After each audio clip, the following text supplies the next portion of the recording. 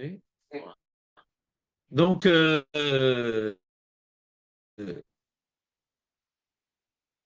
on va reprendre les grandes lignes de notre développement sur la prière. Ça t'apporte peu ce qu'on étudie sur la prière, Marco, ou ça oui. Non, ça porte. Les deux. Hum. Euh, hein? Oui, c'est pas embrouillé parce que Je sais pas. je sais pas, une connaissance de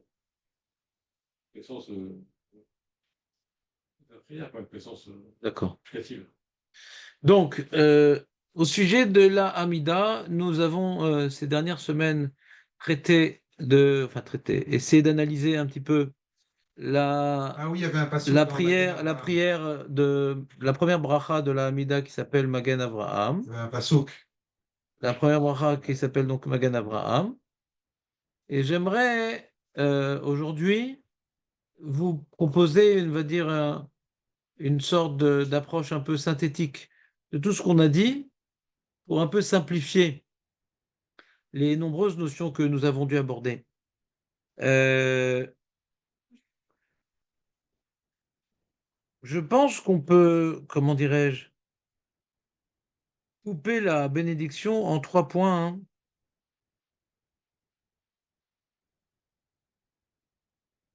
Ils sont liés, bien sûr, mais ça reste 3 points. Tu as le début de la bénédiction, tu as une petite parenthèse importante, et tu as l'essentiel de la bénédiction. Le début de la bénédiction, c'est on vient de savoir devant qui je me tiens, Elokeinu, Eloke Avatenu, Eloke Avram, Eloke Yitzhak, Eloke Yaakov. C'est prendre conscience que jour il est avant tout notre Dieu, le Dieu de nos pères. D'accord? Savoir devant qui je me tiens. Et puisque je dois maintenant intérioriser devant qui je me tiens, il serait regrettable de limiter Akadosh Baruch Hu à sa relation avec nos pères, parce qu'il est beaucoup plus que cela. Akel, Agadol, Agibor, Vanora. Ouais, il a créé le monde, il est, il maîtrise même les lois de la nature. Le premier point que j'ai cité, j'ai dit il y a 3 points, c'est il y a d'abord devant qui nous nous tenons, qui est constitué de 2 points, le Dieu de nos pères. C'est comme on dit, Elokeinu melech haolam. Ça fait un petit peu, tu vois, dire Elokeinu melech haolam, quand on est dans les brachot. Tu vois ce que je veux dire? Elokeinu, c'est notre Dieu. Melech haolam, mais il n'est pas que ça, il est beaucoup plus. C'est clair? Et là, après qu'on ait dit Baruch atah Hashem Elokeinu melech haolam d'une manière plus étendue, de manière plus développée, plus précise, eh bien, on commence l'essentiel de la bénédiction, Léon. C'est-à-dire, on dit Kel Elyon, Gomer Chassadim Tovim, Kone Akol, Zocher, Chasde Avot, Umevi Goel Livne Bnehem Leman Shemum Gava, Melech Ozer Umoshia Umagen, Kol Kata Hashem Magen Avram. Tout ça, tout ça, c'est une et même idée. Fin de la bracha. J'insiste sur cela parce que certains commentateurs, ouais, euh, beaucoup, Baruch Hashem explique comme ce qu'on a développé, mais certains, ils ont fait un medley et ça embrouille beaucoup dans la Kavana. Et je vais vous expliquer de quoi il s'agit. Donc, l'essentiel de notre développement ces dernières semaines avait été de rentrer de manière un peu profonde dans la bénédiction que Malkitzedek avait, comment dirais-je, béni Avram Avinu après la victoire miraculeuse d'Abraham contre les 4 rois pour sauver son neveu Lot. D'accord? Et donc Melchizedek, il est venu, il a apporté du pain et du vin, et il a voulu donc bénir Abraham. Baruch Abraham lequel Elion connaît Shamaim Vaaretz. Et nous, on a expliqué dans le détail l'importance de ce passage dans la Torah, puisque c'est fondamental de voir que notre relation avec Kadosh Baruch Hu, avec notre Dieu, c'est pas une relation qui ne concerne que nous, ce que même les gens de l'extérieur ont pu en témoigner. On voit que Melchizedek, le roi de Sodome, les rois, ils ont vu dans Abraham l'homme protégé de Dieu. On verra un petit peu la même notion plus loin dans la Torah avec Yitro et Moshe Rabbeinu. Yitro a été sensible à ce qui s'est passé pour l'homme Israël, un tel point qu'il se serait donc converti. Vous comprenez ou pas? On voit la même idée avec Yitro. C'est-à-dire que c'est pas possible qu'il y a eu tellement de miracles, tellement de choses de dévoilement d'Hachem que personne ne réagisse. Donc celui qui a réagi, c'est Yitro. Mais il fallait que quelqu'un chez les nations réagisse. Alors chez Malkitzedek, il n'y a pas remarqué qu'il s'est converti, il n'y a pas encore de peuple, pas encore de religion. Mais au moins il a réagi. Au moins il a réagi. Ce qui s'est passé, c'est pas hasardeux. On voit bien qu'il y a quelque chose de miraculeux, quelque chose de divin qui s'est passé. Donc ce passage-là, de quel Elion connaît Shamaim Haaretz dans la Torah, est intimement lié au message de Magan Avraham, est intimement lié au message de Magan Avraham. Le message de Magan Avraham, c'est de prendre conscience que Hachem, il est avant tout le Dieu d'Avraham, Yitzhak et Yaakov, et qu'il intervient en leur faveur. C'est ça la bracha de Magan Avraham. C'est notre Dieu et qui intervient. Ouais, Eler, Ozer, Moshiach, Magen. Il nous aide, nous protège, il nous délivre, il nous protège. Vous suivez ou pas? Donc cette idée-là, c'est précisément le Malkitzedek. Donc c'est pas par hasard que les sages, les hommes de la grande assemblée, aient voulu que dans cette bénédiction, il y ait tout au moins une, comment dire en français, une allusion, une allusion à la bracha de Malkitzedek. Parce qu'elle est liée à la bracha de Birkat Avot. C'est clair? C'est clair? Sauf. Donc nous, on avait posé certaines questions, et je vais les reprendre de manière synthétique. On a dit, puisque c'est tellement important de parler de la bracha de Malkitzedek, alors pourquoi on ne reprend pas mot à mot? Pourquoi dans la Mida, on ne dit pas tout bonnement quel Elion connaît Shamaim Vaaretz, comme c'est écrit dans la Torah? Pourquoi on dit quel Elion? Ça c'est resté. Gomer Chasadim Tovim, c'est pas écrit dans la Torah. Et au lieu de mettre connaît Shamaim Vaaretz, on dit connaît Akol. Puisque c'est tellement important de faire allusion à la bénédiction de Malkitzedek. Pour quelle raison on n'a pas rapporté mot à mot sa bénédiction? Eh bien, la réponse que je vais vous donner maintenant, elle va introduire la suite de la vida de cette bracha. Quand maintenant tu vois dans la Torah les mots quel Elion connaît Shamaim Vaaretz, tu comprends de quoi il s'agit. Parce que Malkitzedek, il vient voir Abraham, il dit Baruch Abraham, il vient bénir Abraham. Donc on comprend qu'il vient bénir Abraham parce qu'il a vu que Hachem intervenait pour lui. Donc quand tu vois le contexte de la paracha et comment il s'exprime Baruch Abraham, on comprend que c'est pas, il vient bénir le Dieu Tout-Puissant qui s'occupe du monde. Il vient s'occuper du Dieu qui protège Abraham. Vous me suivez ou pas? Et par son intervention vers Abraham, il a dévoilé Hachem, qu'il n'est pas uniquement connaît, il n'est pas uniquement maître du ciel, mais il est également maître de la terre. Mais comment Hachem a manifesté sa maîtrise du monde? Par Abraham et pour Abraham. Mais si tu avais écrit dans l'Amida, Baruch ata Hashem Elokeinu, Eloke Avotenu, Eloke Abraham, Eloke Yitzchak, Eloke Yaakov, tu aurais pu savoir, parce précisément que Hachem, il intervient pour Abraham et par Abraham. Quand tu dis quel Elion connaît Shamaim Vaaretz, ça peut être une notion très générale. Le Dieu suprême, il maîtrise autant le ciel que la terre pour qui? Pour les goïms. Qui dit que c'est pour Abraham? Qui dit que c'est par Abraham? Vous me suivez ou pas? Noël, ils profitent autant de la terre que nous. Je n'ai pas parlé de profiter de la terre. Non, mais ils sont.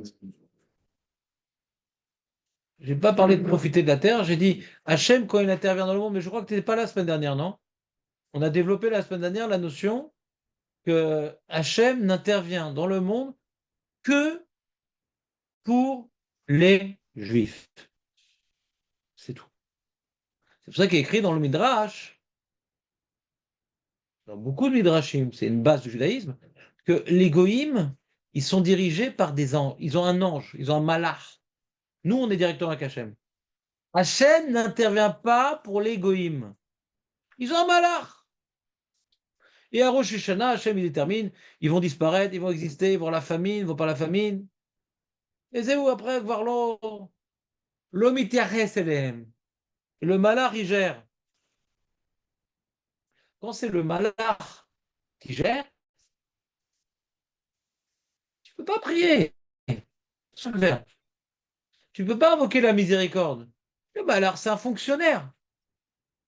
Tu comprends? Quand c'est un fonctionnaire du fisc qui vient vérifier tes affaires, tu ne peux rien faire. Quand c'est le patron du fisc, tu peux faire quelque chose. Tu comprends ou pas? Non, même quand c'est ça, tu peux pas faire. C'est jamais. Comment?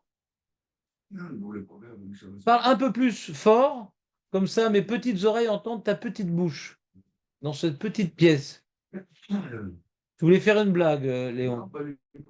Ah, vas-y, répète, c'est pas une blague. C'est moins intéressant, mais répète quand même.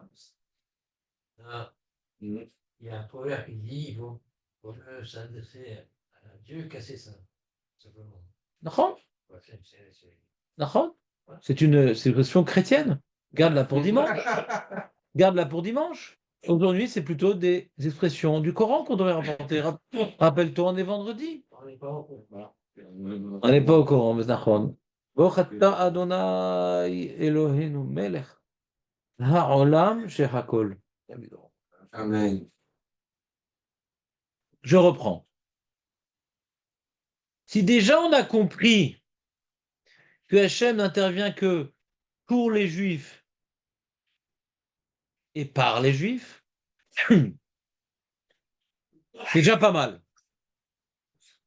Mais c'est pas dans les mots quel Elion connaît Shaman Vaharetz que tu peux le voir. D'accord, Michael, ou pas? Pas dans ces mots-là. Donc les Chachamim, ils ont dû ajouter des éléments ou modifier certains mots de ce passou pour qu'on comprenne bien l'idée de ce passou, que Hachem, il intervient pour nous et par nous. Je vous posais une question. Tout ce qui arrive dans le monde, c'est Hachem qui le fait. Alors c'est vrai que pour les goïms, il y a l'intermédiaire des anges. D'accord? Est-ce qu'un goy, il peut dire Gamzou Letova? C'est une grande question. Et un goy, tu vois, il écoute le shiur Torah Box, machin, il se renforce en Emouna, truc et tout, ouais. Et il dit Gamzou Letova. Un chinois, par exemple.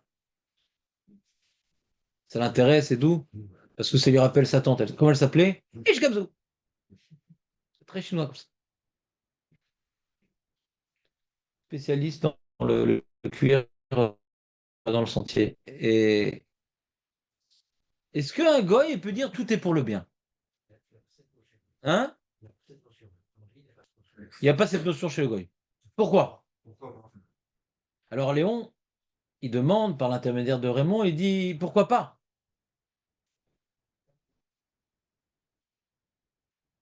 Quand on dit tout pour le bien, ça veut dire quoi? Hachem a donné au Ham Israël un mode d'emploi qui s'appelle la Torah.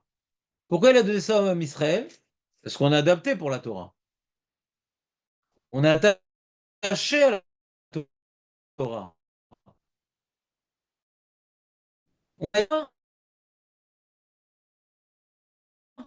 Mais il y a un gouffre qui nous fait oublier la sienne, nous donne d'autres soifs. D'ailleurs, le juif, quand il quitte la Torah, il a plus soif que les goïms. Il a plus de shtot que les goïms, parce que comme il a une grande échama qui a soif, il faut la nourrir, elle va être nourrie par autre chose. D'accord? On a beaucoup d'ambition parce que la Torah est grande. Et quand on n'est pas dans la Torah, eh ben, on aura des ambitions d'être un grand professeur en mathématiques et en philosophie et en médecine et en je sais pas quoi. Parce qu'on a un Neshama qui nous donne des ambitions. On n'est pas là pour mettre au boulot, dodo, manger pour travailler, travailler pour manger. Donc, puisque la Torah a été donnée pour le peuple juif et que le peuple juif est intimement lié à la Torah, donc Hachem, des fois, est obligé de nous réveiller quand on se détourne de la Torah. puisse ressurgir et dire son mot. Ce qu'on appelle des fois la bonne conscience. La petite fée Clochette. Pour les gens imbibés de philosophie antique. Vous me suivez ou pas? Donc quand maintenant quelqu'un il a des épreuves, un juif, c'est que Hachem veut l'élever à un niveau spirituel qu'il a négligé. Hachem le bouscule. Et si maintenant il réagit positivement à cette bousculade, il va reprendre dans ses mains le mode d'emploi et il va sanctifier le nom divin sur terre. Et il va avoir une part au monde futur et il va faire avancer la délivrance de son peuple. Donc même quand il arrive une épreuve à un juif, c'est pour le bien. Parce que l'épreuve, ça le rapproche de sa neshama et il a une solution à l'épreuve qui s'appelle la Torah. Mais le gars, quand il a une épreuve, qu'est-ce que tu veux qu'il fasse? Qu'est-ce que tu veux qu'il fasse? C'est la meilleure. C'est quoi meilleur? Il n'a même pas de définition. Le viking qui a son drakkar en train de couler. Qu'est-ce que tu veux qu'il fasse? Qu'il fasse tchouva, qu'il s'améliore. Il sait même pas c'est quoi Dieu. Il sait même pas c'est quoi la vérité. Il sait même pas dans quelle direction aller. Et même s'il le savait, il n'est même pas adapté à la vérité. Preuve que les... Je serais que c'est enregistré, même à la saute. S'ils ont une contre-preuve, qu'ils me contactent. La plus grande preuve que les goïms n'aiment pas la vérité, c'est qu'ils disent que la Torah, elle est vraie et ils l'ont bousillée. Les chrétiens disent que la Torah, elle est vraie, oui, elle vient d'Hachem, mais on n'est pas obligé de la respecter. C'est quoi, la Torah, elle est vraie, mais on peut manger du cochon?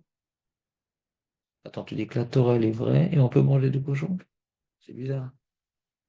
La Torah, elle est vraie, mais on peut tuer les juifs? C'est bizarre.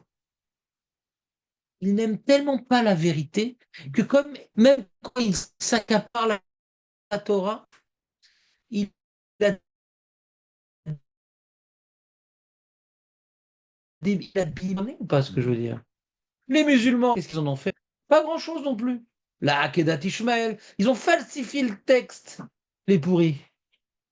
Falsifié le texte, faut être fort quand même. C'est une religion qui a commencé en 680. La Torah existait déjà un bon millénaire et même plus que ça, d'accord? Et ils ont réussi à avoir la bêtise de falsifier un texte dans une petite région, pas dans le monde entier. Donc on va avoir d'autres Sefer Torah dans le monde entier où c'est pas écrit comme eux et qui est antérieur à leur falsification. Tu vois, ils n'ont pas de problème de mentir. Tu comprends ou pas?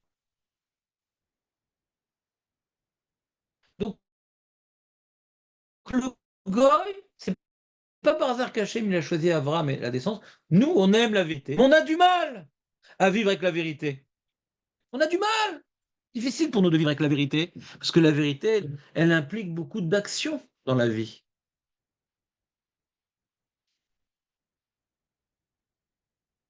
Donc quand on dit Gamzou et Tova, je reviens donc à mon point, un goy qui aurait une épreuve, c'est Baruch son mazal. Yesh mazal. En mazal Israël, qui chez aussi Mretsono chez Makom. Quelqu'un lui arrive des histoires. Il s'éloigne de la Torah. Alors lui aussi, il a un mazal. Il s'éloigne d'Hachem, donc il a un mazal. D'accord? Mais son mazal fait que parfois, malgré tout, Hachem, il intervient pour le bousculer. D'accord? Et quand Hachem le bouscule, s'il veut maintenant revenir vers Hachem, il n'y a plus de mazal. Il n'y a plus de mazal. Il revient sous l'aile protectrice divine. D'accord? Mais le gars, il a le malard. Il a le mazal. C'est toujours par mal. T'as vu? Malard. Ouais. Mazal, faut inverser malaz. Ouais.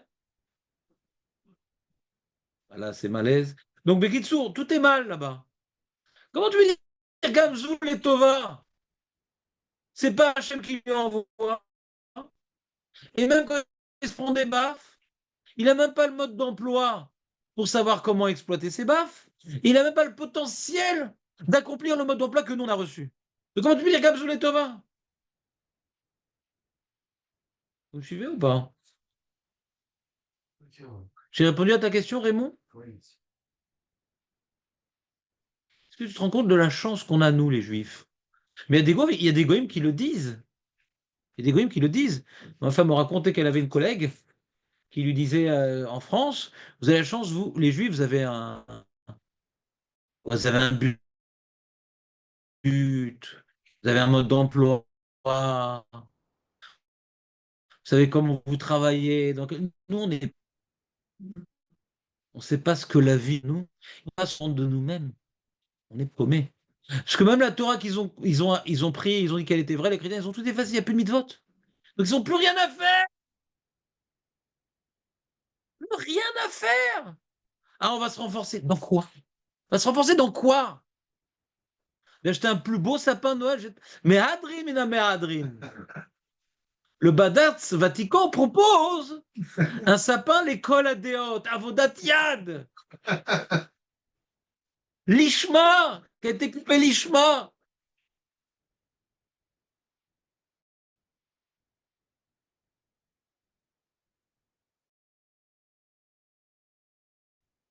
Ils achètent le sapin et finalement on leur fait un cercueil en sapin. Qu'est-ce que ça fait? Tout tourne autour du sapin. D'accord ou pas? Ça sape le moral, je sais. Mais nous, ça nous fait prendre conscience de la chance que nous avons. Même quand ils ont touché à la vérité, ils la déforment. Incroyable. Vous entendez ou pas? Ça ne les gêne pas le mensonge. Ça ne les gêne pas de pas comprendre leur propre religion. Ça ne les gêne pas.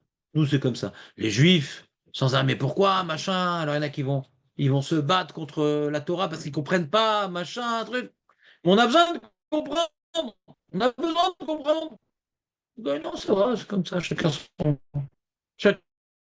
sa religion, c'est pas très grave.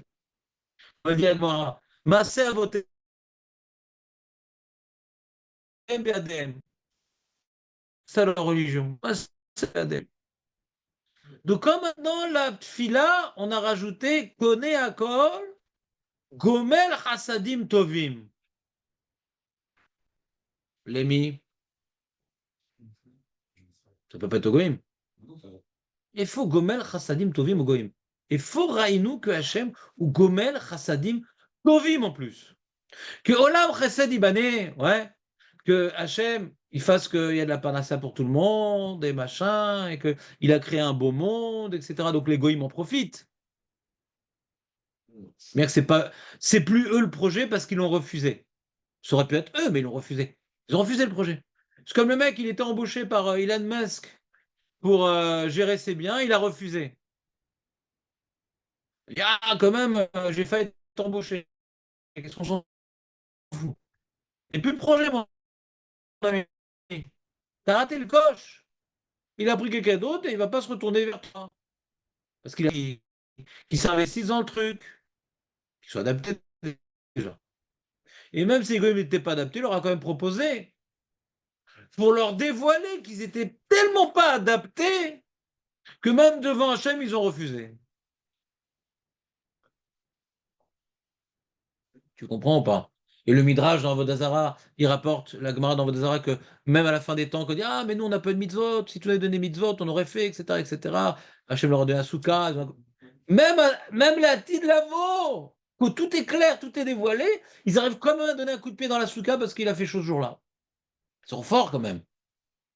Tellement ils ne sont pas attachés aux mitzvot. Ils arrivent même pas à faire semblant. T'entends ou pas? C'est un shiur très raciste aujourd'hui. Très, très raciste. Mais s'ils ont la preuve du contraire, je suis intéressé de savoir. Où est-ce qu'on voit chez les goïms une recherche de vérité?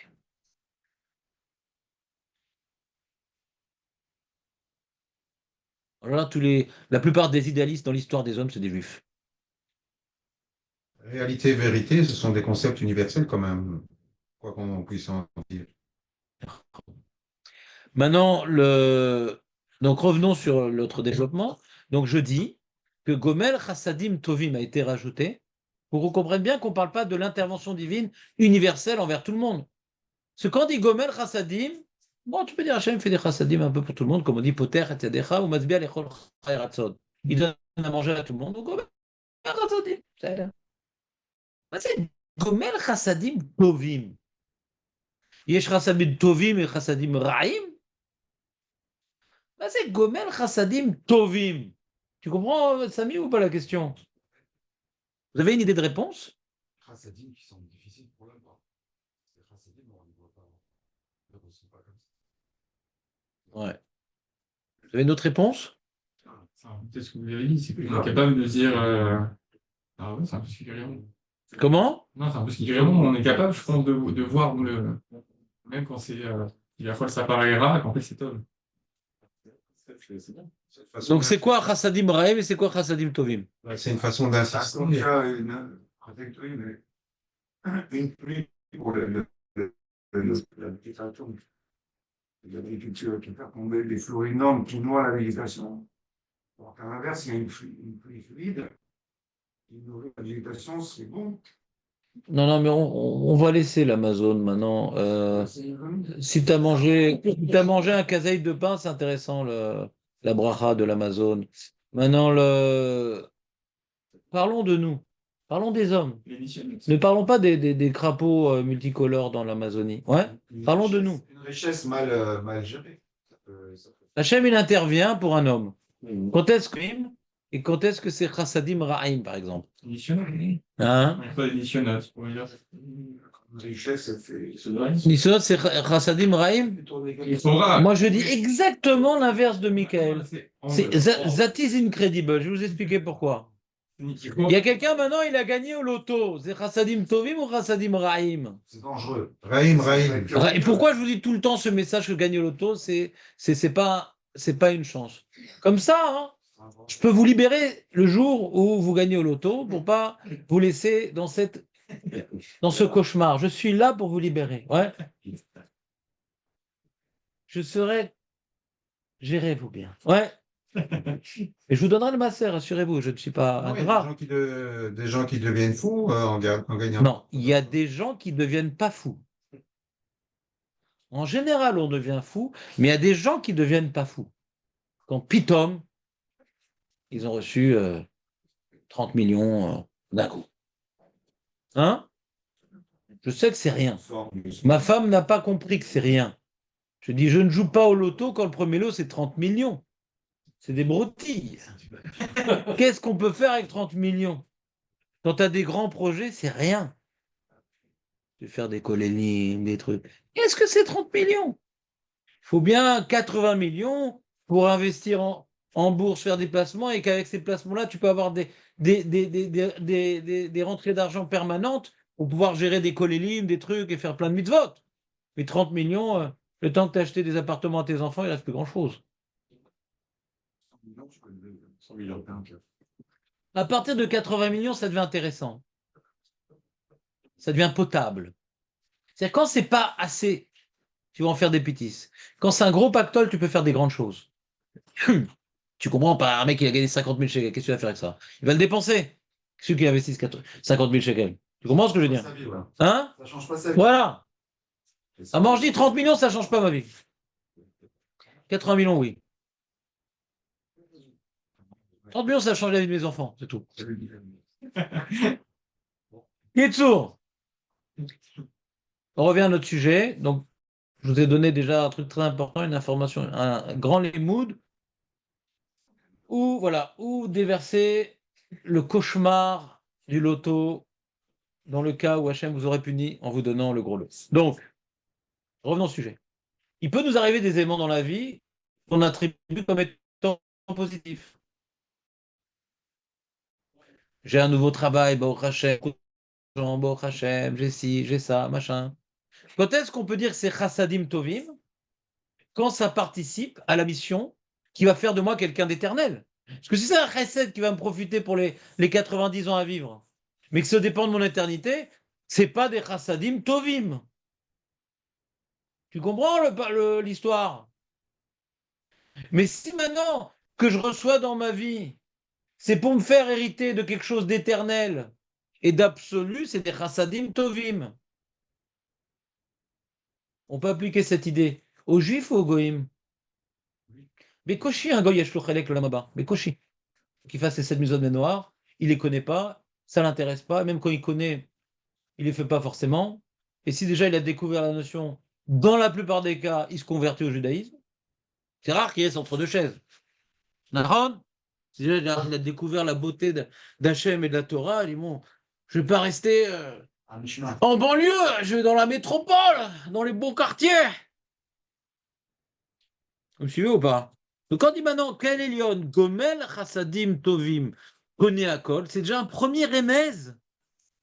Les Chachamim, ils ont introduit au milieu de l'allusion, la bracha de Malkisedek, ouais, la notion que c'est Baruch Avraham. C'est-à-dire, on parle ici de Avraham et ses descendants.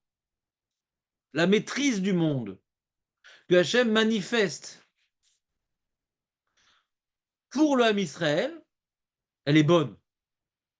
À l'aiguille du haut, elle est bonne, t'as la Shoah, l'Inquisition, les machins, les trucs. Voilà. C'est vrai que on a du mal à voir combien Hachem il est Gomel Chassadim Tovim. On a du mal, il faut beaucoup d'émouna. Il faut beaucoup d'émouna. Beaucoup d'émouna. Il faut le regarder aussi. Et il y a un grand événement dans l'histoire du Ham Israël qui nous permet d'avoir cette émouna. C'est quoi l'événement dans l'Ham Israël qui a donné au Ham Israël une grande émouna? Non, La destruction non, Kabbalat HaTorah. non. des camps. Euh, Et des investissements en Europe. non. Aman. Aracha, non, Mashiach. non. J'ai dit quel événement, Machiar? Je ne suis pas encore dévoilé, comment tu peux appeler ça événement? Riyat Haolam. Riyat Haolam. Ah ouais, il y a eu beaucoup de témoins après Taolam. Les mouches ont été impressionnés.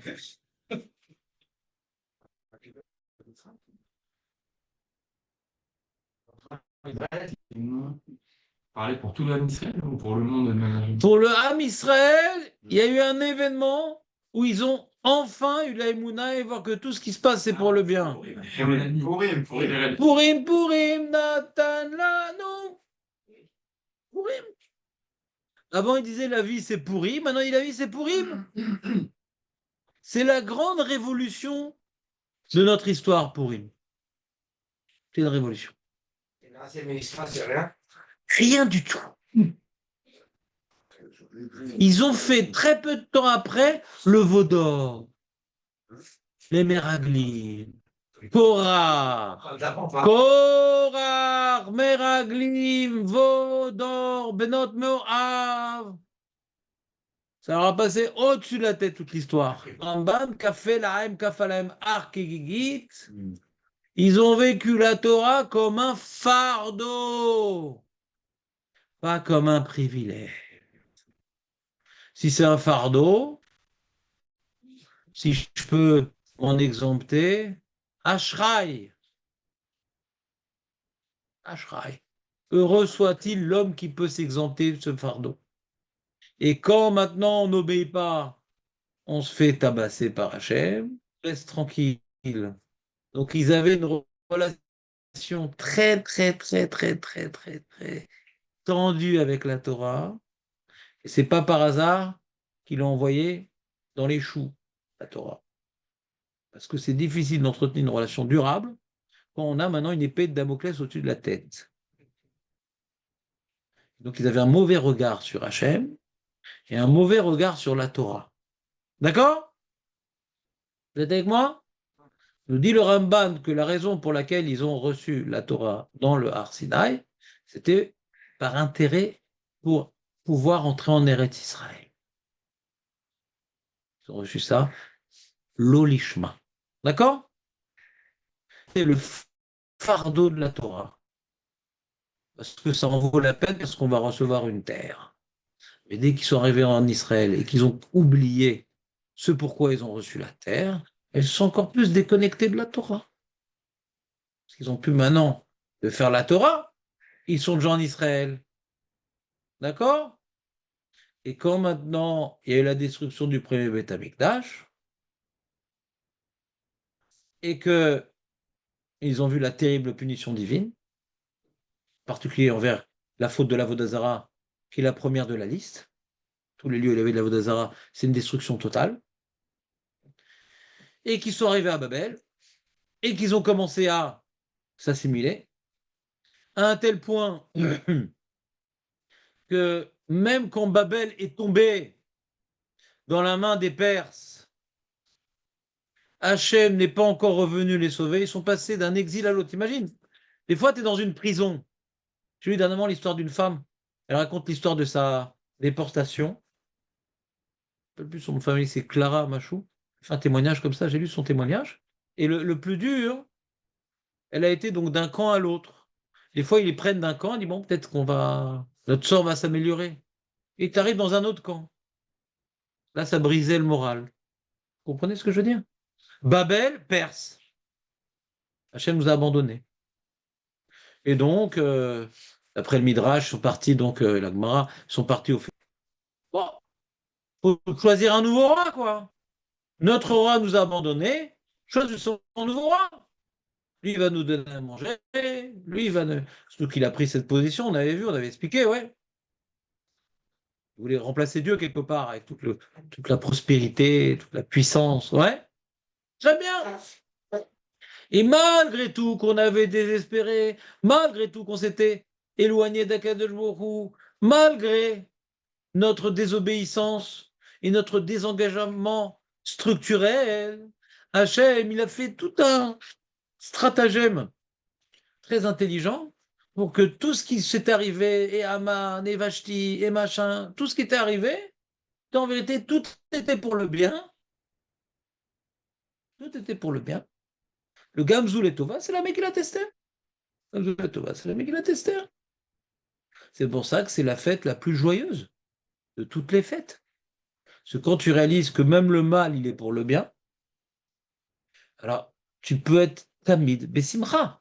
Comme elle dit la Torah, pourquoi il y aura le Khorban? Parce qu'ils ne vont pas faire la voda bessimcha. Pourim est la réponse au problème.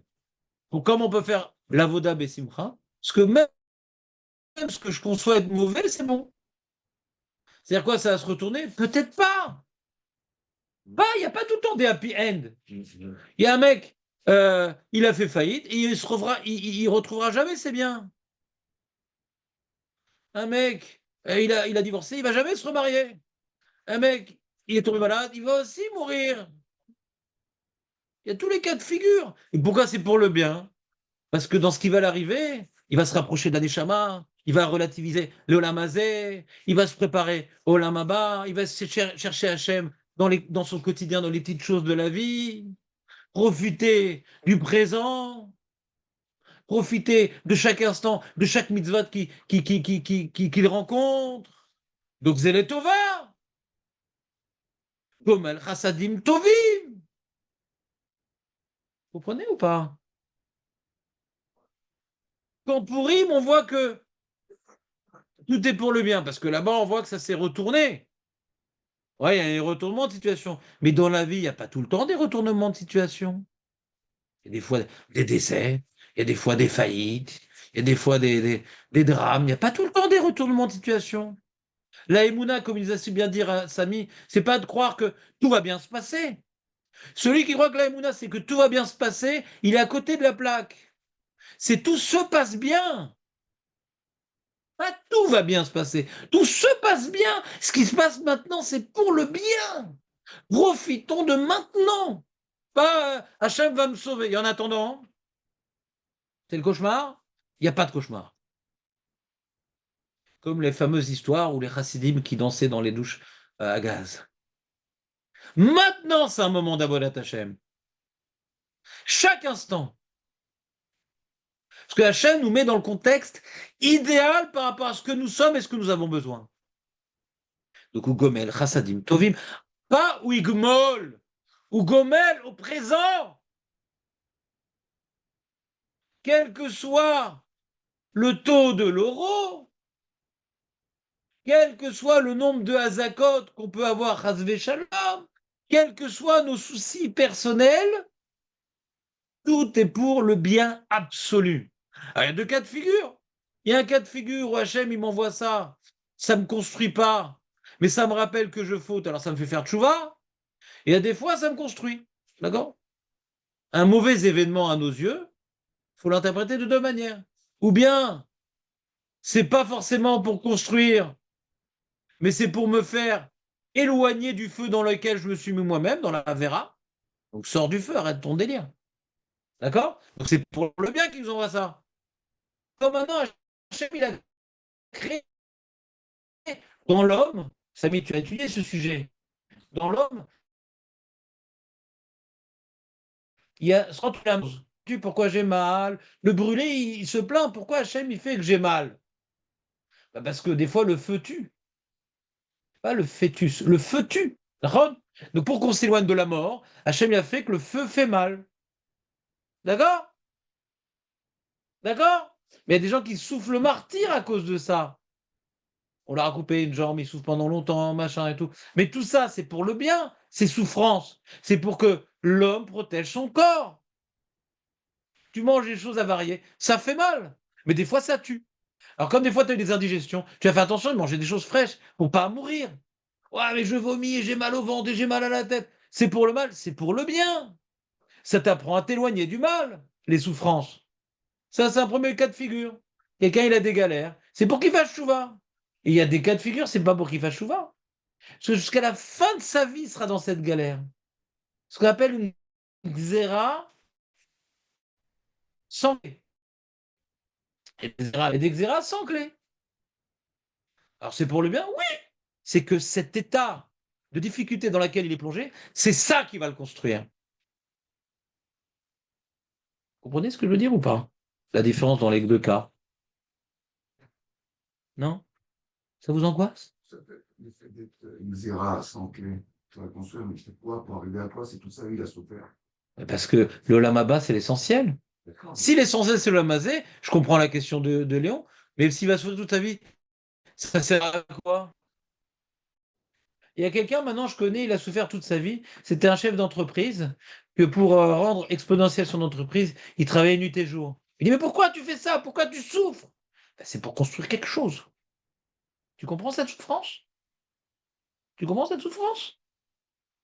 Alors, pour une entreprise, on peut comprendre que quelqu'un, il sacrifie sa vie de famille, et sa machin, et etc., et ses plaisirs, nanana, nanana. On va oublier l'entreprise. Quelqu'un, maintenant, je sais pas moi, les pionniers d'Eretz Israël, ils ont quitté leur pays occidental pour venir dans des kibbutzim, mais bouffer comme des, je sais pas quoi, et travailler comme des fous, et machin, et machin, et machin.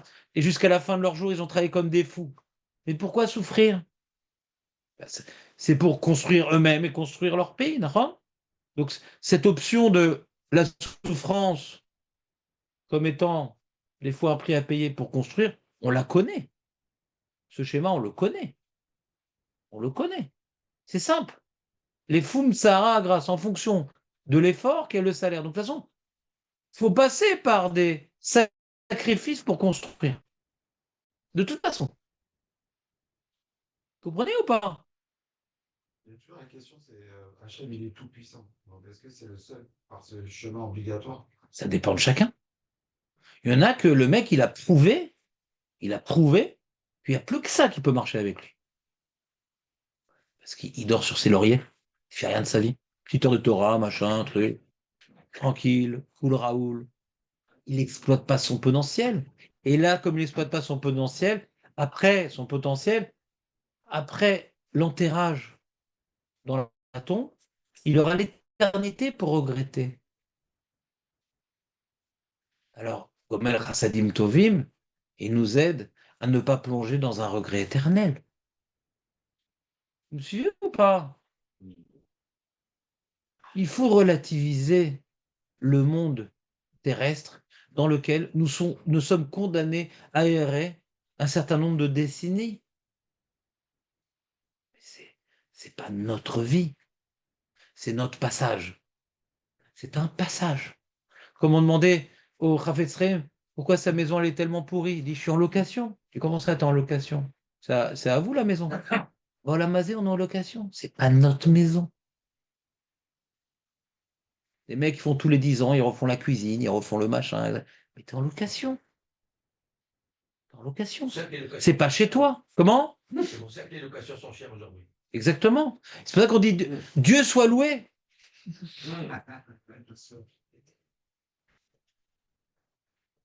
Et c'est une erreur, parce qu'on dit que lui connaît Shammai Baretz. C'est nous qui louons, mais lui, faut acquérir un lien avec lui. Au contraire, faut louer le monde et acquérir l'Olam Haba. T'as compris, Rachamim, ou pas? en fin de compte. Si j'ai été clair, j'espère. Oui, c'est clair. Quand vous dites que c'est Pourim qui a après Pourim, il y a autre chose. Ils sont tombés après Pourim. Oui, Vadaï. Alors Mais jamais autant qu'avant. C'est-à-dire qu'à Pourim, ils ne sont pas tombés dans leur relation avec Dieu, puisqu'on voit que le deuxième Beth Amikdash, était détruit à cause de Sinat Rinam. C'était pas un manque d'Emouna. C'est un problème relationnel. C'est ça, il y a un travail jusqu'à la fin de nos jours. Elle saute. Même quelqu'un qui a plein d'Emouna, il y a une tête qui ne peut pas se voir. Elle la saute. Même ta Emouna, tout ce que tu veux, machin. La jalousie, ouais, la colère, la recherche de plaisir. C'est un travail permanent, ça. C'est notre goût, faites mal la saute. Mais au moins, tu as un regard juste sur la Torah. Tu as un regard juste sur la Torah. Ton regard, il est juste sur la Torah. N'oublie pas que quand le deuxième Beth Amikdash était détruit, il y avait Sinat Rinam. Mais c'est comme l'époque de Rabbi Akiva. C'était l'époque de géants, que la Torah, elle était claire. Alors que quand le premier Beth Amikdash était détruit, on jetait Irmiyahu en prison.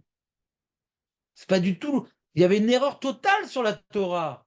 Un oubli total de la Torah. Que le représentant de Dieu était haï. Alors que quand le deuxième Beth Amikdash était détruit, les représentants de Dieu n'étaient pas haïs par au moins ceux qui respectaient la Torah. Ouais. Alors il y avait les Samaritains, il y avait les, comment dirais-je, il y avait la Maritzim, qui c'était les Tzdukim. Ouais. Il y avait, Sinatrinam, une guerre interne dans le Ham Israël. Mais en tout cas, il y avait un regard juste sur la Torah, puisque le grand message de Gamzoul et Torah, c'est comme Rabbi Akiva, qui a pris ça de son maître et qui contemplera de la destruction du Zen Beth Amikdash. Donc on voit que le message de Purim, il était fondamentalement ancré en eux, même durant le Khorban du deuxième Beth Amikdash. On voit que le premier Beth Amikdash qui a été détruit, ça entraînait un yush total du Ham Israël, une assimilation totale du Ham Israël. On n'a pas vu ça avec le deuxième Beth Amikdash. On a eu, on a eu quoi? Après destruction de Beth Amikdash, qu'est-ce qu'on a eu? Les Tanaïm, les Amoraïm. On voit pas une crise idéologique dans le Ham Israël après la destruction du deuxième Beth Amikdash. Purim nous a appris à aborder les longues et terribles épreuves de la galoute avec confiance et simcha. Parce que tu regardes, en 70 ans, comment ils sont tombés après la destruction du premier Beth Amikdash. Ils sont revenus en Israël mariés avec des goyones en étant le Shabbat. Néhémie, il a dû installer des troupes à Jérusalem pour fermer le chouk à Shabbat. D'accord? Ça, c'est 70 ans. Et regarde ce que nous sommes après 2000 ans. Comment on a pu tenir tellement longtemps ces épreuves? Parce que Gamzoul est Tova. Ce Gamzoul et Tova, il ne l'avait pas lors de la destruction du premier Beth Amikdash. Vous me suivez ou pas? Ah oui. Non? Donc je reprends. Gomel, Chassadim, Tovim. T'as 10 minutes de retard, Shlomo. Gomel, Chassadim, Tovim. Faut bien être clair, ça ne parle pas d'Égoïm. Ça parle que du Ham Israël. Donc ça donne plus de sens aux mots que nous avons empruntés à Malkitsédek. On aurait pu croire que Hachem, il maîtrise le monde et sans parler précisément du Ham Israël. Mais ce n'est qu'une introduction à ce recadrage. On a dit donc qu'il y a un recadrage des mots de Malkitsédek parce qu'on pourrait croire c'est Hachem, le Dieu de tout le monde. Il se manifeste dans le monde et tout. On a expliqué la semaine dernière. On n'a jamais vu Dieu se manifester dans le monde autre que pour le Ham Israël. On n'a jamais vu. Aucun peuple, aucune fausse religion a réussi à inventer un mensonge que Dieu s'est manifesté devant tout le peuple. Aucun. C'est un prophète à peu près à moitié bourré, ouais, imbibé de substances interdites, qui a raconté, oui, Hachem m'a parlé, machin, très bien. Jeanne d'Arc, version homme. Ouais, tu comprends ce que je veux dire? Mais que Hachem se manifeste à un peuple, tu connais un peuple qui raconte un truc pareil? Ni les chrétiens, ni les musulmans, ni les bouddhistes, voilà, ni les shinto,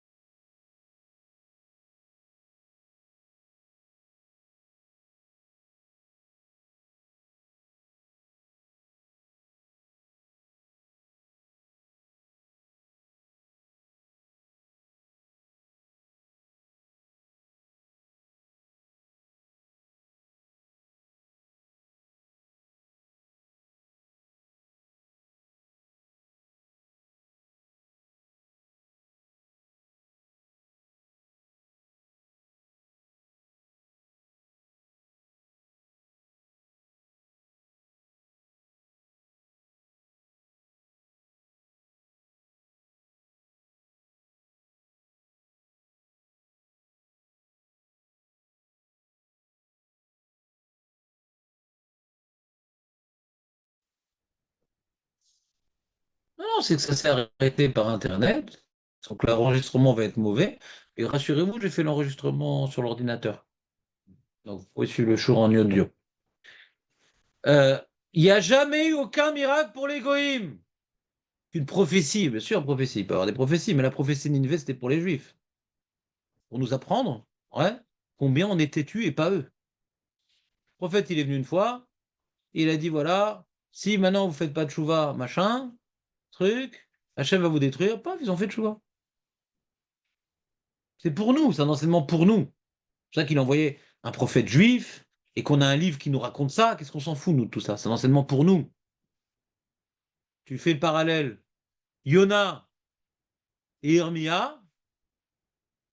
Irmia, combien de fois il a parlé, il s'est fait molester, jeter en prison, machin. Pas que lui, tous les prophètes. On n'écoute pas les prophètes, nous. On est dur. On a la nuque roide. C'est pour ça que Yona ne voulait pas transmettre le message à Nineveh. Parce que c'est un Chilul Hashem. Eux, ils font tchouva, pas nous. Et Hashem l'a forcé. Il dit oui, c'est un Chilul Hashem, mais je veux qu'ils le sachent. Regarde, les goyim, ils n'ont pas de difficulté, eux.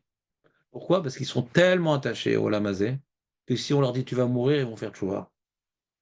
Mais nous, on est tellement ambitieux, on est prêt à sacrifier notre Olamazé pour dire qu'on a raison.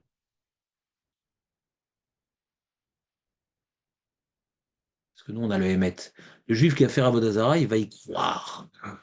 Le goy qui a fait Avodah Zarah, c'est pour obtenir des résultats. C'est donnant, donnant. Le juif, il va y croire.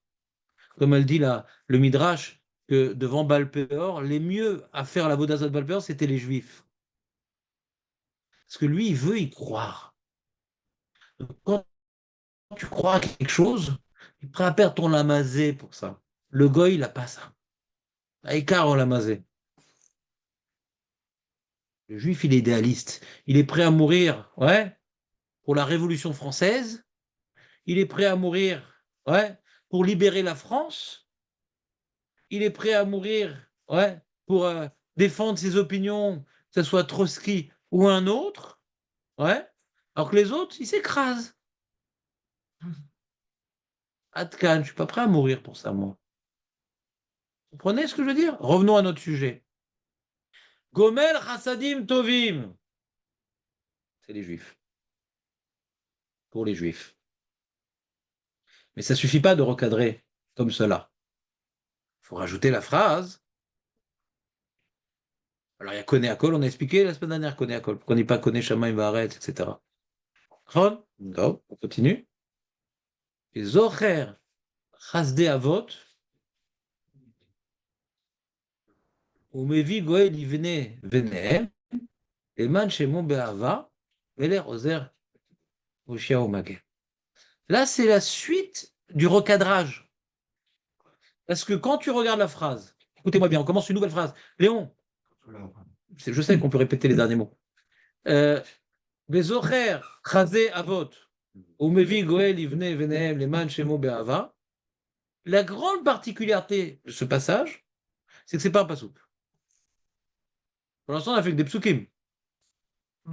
Eloke Avram, Eloke Yitzhak, Eloke Yaakov. Il est où ce pasouk? Moshe Rabbeinu, quand Hachem s'est présenté à lui pour parler au Bnei Israël, d'accord? Akel Agadol Agibor Vanora, c'est un pasouk de Moshe Rabbeinu, d'accord? Et quel Elion connaît Shamaim Varet, c'est Malki Tzedek. Donc pour l'instant, on n'a fait que des psukim. On commence par Zocher, Rasde Avot, ou Mevi Goel Ivnehem, c'est plus un pasouk. Magara! Magara! Ça manque les psukim! Aussi, c'est pas. Oh, mais c'est un recadrage du pasouk. Ah, ok. Aki, D'accord? Là, c'est pas écrit dans le pasouk, ça. T'as aucun pasouk qui te dit Zocher, Hazot, Mevi Goel Ivnehem. Il n'y a rien qui ressemble à ça. Il n'y a aucun pasouk qui ressemble à ça. Vous me suivez ou pas? Et là, c'est la même réponse. Que cette phrase-là, elle vient recadrer la bracha de Malki Tzedek. Qu'on ne parle que des juifs.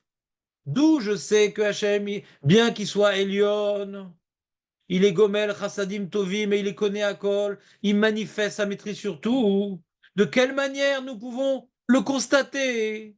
Parce qu'il se rappelle du mérite des pères, et en permanence, où Mevi Goel Livne Venem, pas où Yavi Goel Livne Venem. Il y a une différence entre où Yavi et où Mevi. Si on disait où Yavi Goel Livne Venem, ça aurait été une prière. Ça aurait été une prière. Mais là, dans la première bénédiction, on ne fait pas de prière. On doit uniquement glorifier Hachem. Donc il n'y a pas marqué où Yavi, il va amener. Non, non, non. C'est pas un moment de Emouna. C'est un moment de glorification. C'est ni une prière, ni de la Emouna. La Hatid. C'est que chaque instant de notre histoire, Hachem, il amène le délivreur. T'entends, Hamim? Chaque instant de notre histoire, il amène le Goël. Il est là dans l'état de fond, c'est pas Non, Présent. non. C'est-à-dire quoi que chaque instant, il amène le Goël? Il faut être patriote. Non. Pas uniquement, c'est-à-dire. Regarde plus large, t'es pas loin. Michael n'est pas loin. Lorsque Hachem a fait l'Inquisition, les pogroms et la Shoah, Umevit à Goël Ivne Venehem. C'est son peuple, toujours. Hachem, le but de la création du monde, c'est de faire du bien à ses créatures. Les Goïms ayant refusé le programme, il n'y a que l'âme Israël qui fait le programme. Et c'est quand le bonheur, Hachem, il pourra enfin nous donner tout ce qu'à l'origine, il voulait nous donner, mais on a refusé. Les Goïms ont complètement refusé. L'âme Israël a refusé partiellement, donc il faut tout le temps le bousculer, le réveiller. Donc Hachem, tout ce qu'il fait dans l'histoire, c'est pour qu'on avance d'étape en étape, qu'on apprenne à se connaître avec nos avérotes et le Nashim qu'on reçoit, qu'on apprenne à développer de nouvelles aptitudes, de nouvelles compréhensions, de nouvelles forces. Donc tout ce qui nous arrive, ça nous fait avancer dans le programme. La manière que vous avez bien compris que Pourri nous a fait avancer d'une étape par rapport à notre connaissance d'Akadosh Baruch Hu. Bien, par exemple, je vous donne un exemple. Moi, la Shoah, ça m'a fait avancer dans la vie. J'ai eu la chance de ne pas y être. Mais Stam, la Shoah, moi qui étais passionné d'histoire avant de faire Tchouva, la Shoah m'a fait avancer dans la vie. Moi qui vis dans le monde occidental, côtoyant les goïms, j'ai appris de la Shoah qu'on ne peut pas faire confiance à un goï. Que quoi qu'il advienne, quand il y a une crise économique, eh ben, il prend les juifs et les tue. Ça a toujours été comme ça et ce sera toujours comme ça. C'est pas qu'il ne le tue pas quand il n'y a pas de crise économique. Mais là, quand il y a une crise économique, même l'intellectuel, le musicien, l'architecte et le philosophe va devenir SS. Vous entendez ou pas? C'est pas qu'il n'y a pas eu des opposants en Allemagne qui ont été mis dans les camps. Il y en a eu. Mais beaucoup d'Allemands ont soutenu, ouais, ce régime qui était clairement et ouvertement, ouais, porteur de génocide. D'accord? Il a été élu quand même, un peu. Et beaucoup de gens ont participé à son programme. Ils n'ont pas été forcés au début. D'accord? Et que c'est intéressant, ça ne s'est pas fait en Afrique, ça s'est fait dans un peuple cultivé, qui aurait dû normalement bénéficier, ouais, du raffinement que les philosophes grecs traitaient à la réflexion. Normalement, la réflexion amène à un raffinement. Donc même le goy raffiné a pu devenir le pire des barbares. C'est la conclusion que j'ai eue dans mes lectures de l'histoire du peuple juif. Et donc je dis que ça ne sert à rien de me rapprocher des goïms. Je resterai éternellement pour eux un juif, un petit youpin. Et quand il nous dérange, on s'en débarrasse allègrement. Donc par exemple, la Shoah a fait avancer le Ham Israël vers la Géoula. Que les goïms, non. Vous voyez ce que je veux dire? Et c'est pas étonnant qu'après la Shoah, il n'y a pas que moi, il y a eu un grand mouvement de tchouva. C'est quoi ce mouvement de tchouva? C'est un retour vers notre culture. Avant la Shoah, il y avait une admiration de la culture occidentale, de plus en plus des Juifs. Et c'est devenu un phénomène tellement important que l'assimilation était pratiquement radicale, puisqu'on admirait la culture occidentale. Et c'était les abrutis qui ne se joignaient pas à ce mouvement de pensée. mais les gens bien pensants quittaient la Torah pour admirer le monde goy. Nachon? Après la Shoah, c'est fini. C'est fini. Il y a les sionistes qui disent on fait plus confiance aux goïms, on vit que par nos propres forces. D'accord? Et il y a des gens qui sont restés en galoute comme nous, en Gola comme nous, et qui disent, pas tous, mais certains ont dit, mais attends, mais je peux me reconnaître dans une culture qui nous a lâchés, qui nous a tués, qui nous a trucs. Un goy restera un goy, et il nous abandonnera ou il nous livrera aux autres. On a vu presque tous les pays d'Europe, même qui étaient en guerre contre l'Allemagne, qui ont livré leurs juifs. Je n'ai pas dit tous, mais presque tous. Les Italiens, pas tellement. Les Hongrois, pas tellement. Les Hongrois ne voulaient pas livrer leurs juifs. Mais globalement, oui, oui. Et on a vu les Anglais qui savaient pertinemment que les chemins de fer allaient au camp de concentration. Et s'ils avaient bombardé ce fameux viaduc qui rendait impossible au chemin de fer d'aller au camp d'extermination, eh ben, ils auraient pu sauver peut-être 1 million de juifs. Et ça leur coûtait rien d'envoyer une bombe. Ça leur coûtait rien. Est-ce que les Anglais l'ont pas fait parce qu'ils savaient qu'après la guerre, peut-être ils allaient avoir des conflits avec les Juifs dans le pays qu'ils appellent la Palestine? Je suis pas sûr que ça soit tellement comme ça. C'est juste, on est des Juifs. Ils crèvent. On a autre chose à faire. Autre chose à faire, qui crèvent. Ils sont tous unis. Hein? Ils sont tous unis. Mais cette idée-là, tu leur as dit, avant 33 et la montée d'Hitler, mais non, mais même après la montée d'Hitler, plein de Juifs, mais non, c'est pas possible. Ils nous abandonneront jamais. On n'y croyait pas. Depuis la Shoah, on y croit. On est allemand. Depuis la Shoah, on y croit que les Goïms nous abandonnent. Les gauchos, non. Donc ils font tout ce que les Américains, les Européens disent, dans le nord ou dans le sud. Les gauchos y croient encore. Mais Baruch Hashem, ils sont minoritaires. Baruch Hashem, ils sont minoritaires. C'est-à-dire que quand il y a eu la Shoah, Hashem Mevi Goël, ça permet d'avancer dans l'esprit pour qu'on soit de plus en plus apte à comprendre que notre culture, c'est la Torah, notre peuple, c'est le peuple d'Am Israël, et lanou tarbut acheret, ven lanou. Mais ça, on a dû attendre beaucoup d'épreuves pour arriver à cette conclusion. Nahon? Beaucoup d'épreuves.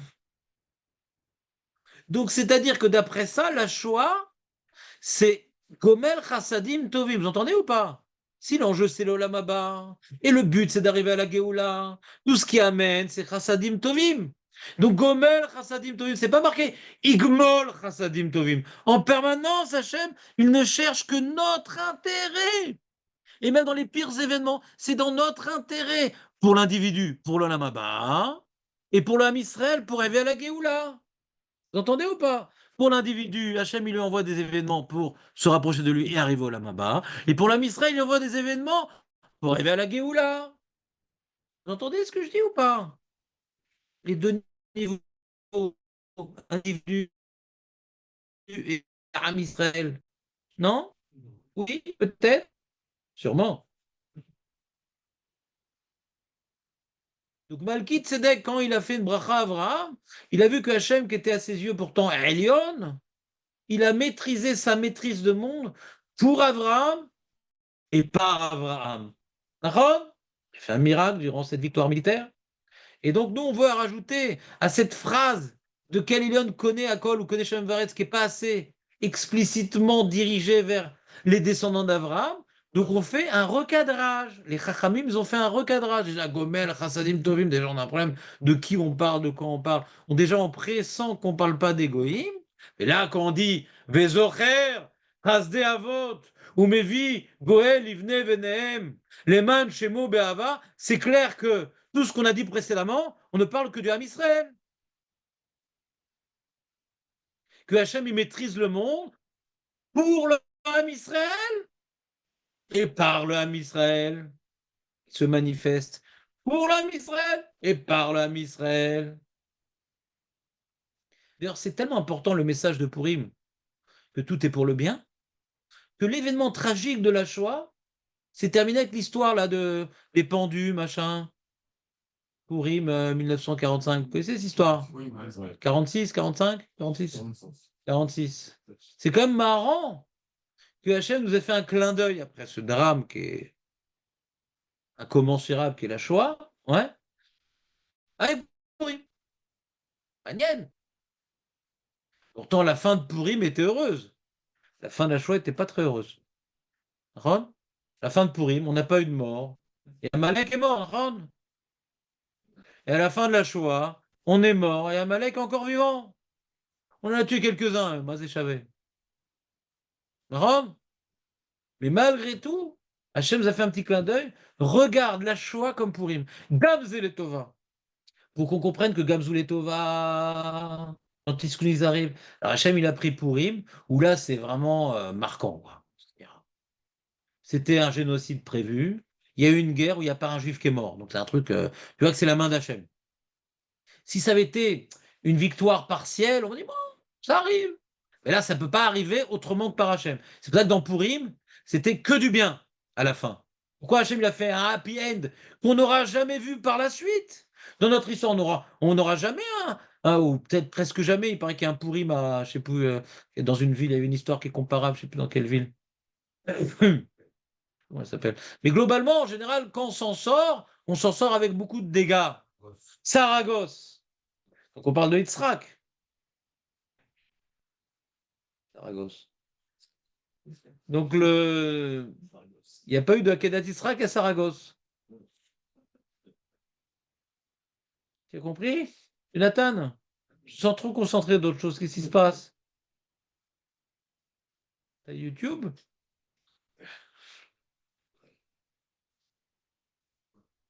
C'est vrai que vous comprenez le plan général. C'est pour moi très important. C'est l'essentiel de mon travail. C'est que vous compreniez que on a posé une question. Pourquoi on a rapporté la bracha de Malkitzedek? Pourquoi on l'a modifié? Et pourquoi après on a rajouté des termes qui ne sont pas des psukim? Léon, qu'est-ce qui se passe? Une question, Rachamim? Service. Ça s'appelle un service volé, fais gaffe, c'est du tennis. Ouais. Donc j'ai voulu répondre à toutes ces questions-là. Pourquoi on a rapporté la bracha de Malkitzedek? Pourquoi on y a fait des modifications? Et pourquoi après on finit par des termes qui ne sont pas dans les psukim? À cette question-là, j'ai une seule réponse. On prend la bracha de Malkitzedek parce qu'elle est fondamentale, parce que c'est le témoignage que même les goïms, ils reconnaissent que Hachem n'est que notre Dieu, ou les Éloqué Abraham, Éloqué Israël, Éloqué Jacob, ce n'est pas qu'une affirmation personnelle. Et on a un témoignage de l'extérieur. Vous me suivez? Donc c'est important de faire allusion à la bracha de Malkitzedek, mais pour pas qu'on se trompe dans le sens de cette bénédiction, il y a eu des modifications et des ajouts. Modifications, on ne peut pas dire qu'on est Shamaim Vares, parce que nous, on dit qu'on est Akol, parce que pour nous, il n'y a pas de différence entre le ciel et la terre. Pour lui, il y avait une différence. D'accord? Et on ajoute que Gomel Chassadim Tovim, pour savoir que la bracha que Hachem, il maîtrise le monde, il est pour le Ham Israël et par le Ham Israël. Et donc, on est encore plus explicite quand par la suite, on termine en disant Zocher Chasdei Avot, et par le mérite des pères, il vient maintenant apporter en permanence le délivreur. C'est-à-dire, il nous rend aptes au Bnei Benehem, ouais, de pouvoir être une chaîne un maillon de la grande chaîne qui amène à la Géoula. Chaque génération, c'est le maillon de la grande chaîne qui amène à la Géoula. Et tout ce que Hachem il fait, c'est pour un maillon, un maillon, un maillon. C'est bon? Les Manchemo Be'ava. Voilà. Ça veut dire quoi, les Manchemo Be'ava?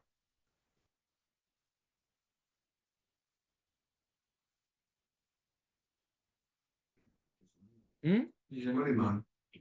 Les man, pour. Les man, c'est pour. Pour son nom, par amour.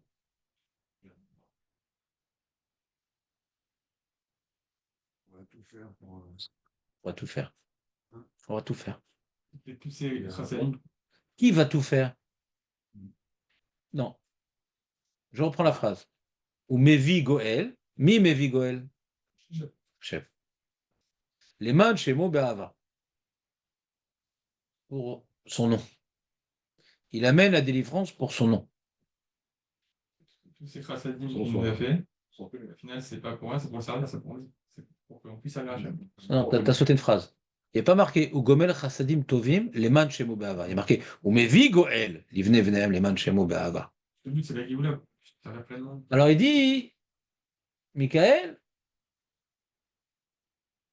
pas comme Marco exactement. Comment? Tu dis quoi, toi? Tu dis pas grand-chose. Je suis d'accord. Tu es d'accord à dire? Tu connais la femme qui est partie, elle avait dit, ouais, tu as raison, tu as raison. Le mari, il vient, il dit, ma femme a fait ça, etc. Il dit, ah, tu as raison, tu as raison. Alors la rabbinite qui était derrière le rideau, elle dit, mais pourquoi tu dis, c'est pas possible, tu dis, au mari, il a raison, à la femme, tu as raison. Elle dit, tu as raison, tu as raison.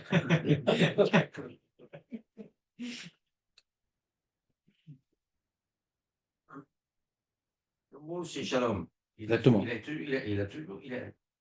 est toujours en ligne droite. Bon, Hachem. Bon, Hachem. Et donc, Shalom, c'est la paix. C'est pour ça qu'il se tait. Ouais, la paix.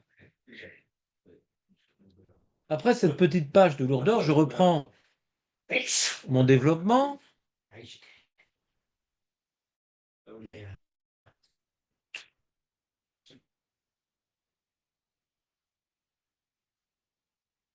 Il y a une marloquette dans les Mefarshim. Ça veut dire quoi, les man shemo be'ava? Est-ce que les man shemo be'ava, ça veut dire c'est la raison pour laquelle Hachem va amener la Géoula, ou bien c'est le but de la Géoula? Je répète. Est-ce que les man shemo be'ava, c'est la raison pour laquelle Hachem va amener la Géoula, ou bien c'est le but de la Géoula? Si je dis que c'est une marloquette, donc forcément, tu as à moitié tort quand tu prends position. C'est une question. Hein. J'ai pas dit que c'est une question, j'ai dit qu'il y a une marloquette. On reprend. Le tour, et de nombreux commentateurs expliquent que les man chez Moubaava, c'est la raison pour laquelle Hachem va amener la Géoula. Alors, il faut expliquer maintenant, c'est quoi les man chez Moubaava? Ça veut dire quoi les man chez Moubaava? C'est la raison pour laquelle Hachem va amener la Géoula. C'est pour son nom. Il faut rajouter un petit mot. C'est pour que son nom ne soit plus profané. C'est pour que son nom ne soit plus profané. Je vais vous le lire. Pas le tour. Le pasouk. Il y a écrit dans le pasouk comme ça. Il y a marqué dans Yecheskel, Lamed Vav, 36. Peut-être je vous le dis directement en français. Ça en gagne du temps parce qu'il est 52. Ainsi dit à la maison d'Israël, ainsi dit le Seigneur éternel, ce n'est pas pour vous que j'agis, maison d'Israël, mais pour mon saint nom que vous avez profané. Parmi les nations chez qui vous vous êtes retrouvés, je sanctifierai mon grand nom, je sanctifierai mon grand nom profané parmi les nations, que vous avez profané chez eux, et les peuples sauront que je suis l'Éternel, lorsque je me sanctifierai par vous aux yeux des peuples. Il y a marqué comme ça, en ivrite, qui im les shem kochi asher chilaltem bagoim. C'est-à-dire que lorsque les Juifs, on leur détruit le Beth Amikdash, on les rend esclaves. Est-ce que c'est un chilou Hashem? Les Juifs, salon. Quand maintenant les Juifs, on leur détruit leur Beth Amikdash et on les met en esclavage et en diaspora, est-ce que c'est un chilou Hashem? Oui, bien sûr que c'est un chilou Hashem. Le plat préféré, il Quand maintenant à Athènes, vous connaissez Athènes? Ouais. C'est là-bas qu'on a développé la notion du minyan en anglais. Et, et là-bas, donc il y avait des guerres. Il y avait des guerres. Et des fois, Athènes a perdu la guerre, par Sparte par exemple.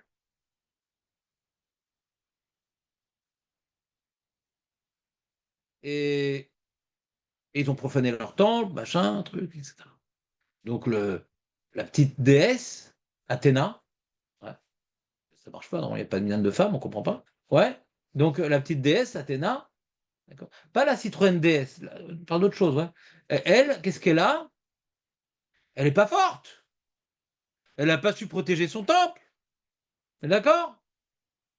Donc les barbares qui ont réussi à remporter cette victoire, on a gagné et on se moque du temple et on vient profaner. Notre Dieu il est plus fort que le vôtre. Ben, c'est bidou ce qui s'est passé avec l'âme Israël. Si on lit Megillat Echa, Echa, Yahshua, Badad, il se moque de nous. Il était où votre Dieu? Il vous a abandonné. Il n'a plus de force. Il est fatigué, comme disait Aman à Achashverosh. On peut s'attaquer aux Juifs parce qu'il est fatigué, leur Dieu. Regarde.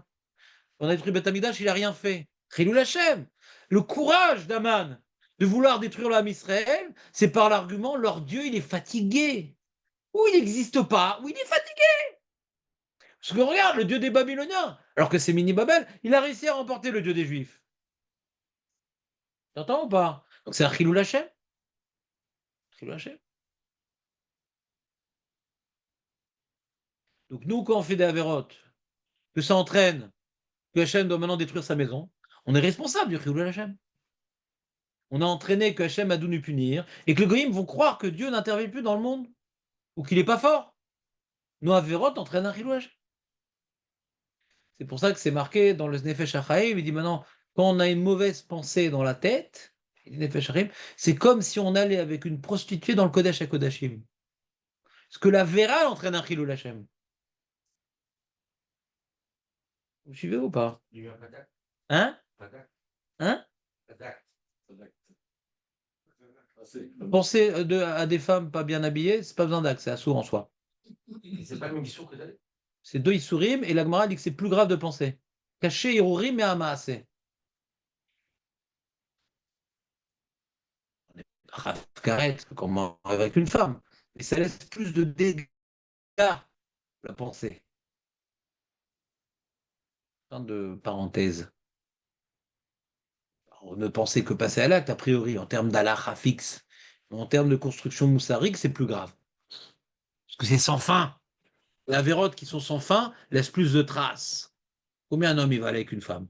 Avoir de mauvaises pensées, ça peut être toute la journée. L'un et nous. Donc il se pourrit jusqu'à l'os. Kitsour, revenons à notre sujet. Donc vous comprenez la notion de Chilul Hashem? Shlomo.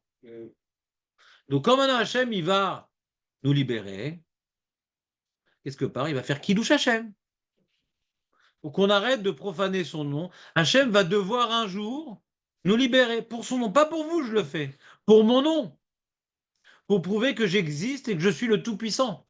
Enfin qu'Hachem il a besoin de ça. Mais c'est pour maintenant dévoiler au monde la vérité. C'est pas pour lui, quand on dit c'est pour mon nom, c'est pour dévoiler la vérité. À un moment, il faut que le monde sache la vérité. Et donc Hachem dévoilera sa présence, dévoilera sa maîtrise du monde. De quelle manière? En sauvant son peuple. C'est toujours par nous qu'il se dévoile, et c'est toujours pour nous qu'il se dévoile. Vous me suivez ou pas? Le plan reste le même. Ça, c'est la première explication, celle de la plupart des commentateurs. Et le tour explique notre phrase que nous disons Zocher, phrase des Avot, de la manière suivante. Hachem, il rapporte, parce qu'il dit comme ça, Hachem amène la Géoula, ouais, tous les jours, et en particulier à la fin des temps. Hachem amène la Géoula par le mérite des pères et pour son nom. Alors, il y a une question. C'est par le mérite qui va amener la Géoula ou c'est pour son nom? C'est par le mérite des pères ou c'est pour son nom? Vous comprenez ce que je dis ou pas? Si on n'est pas méritant, ça.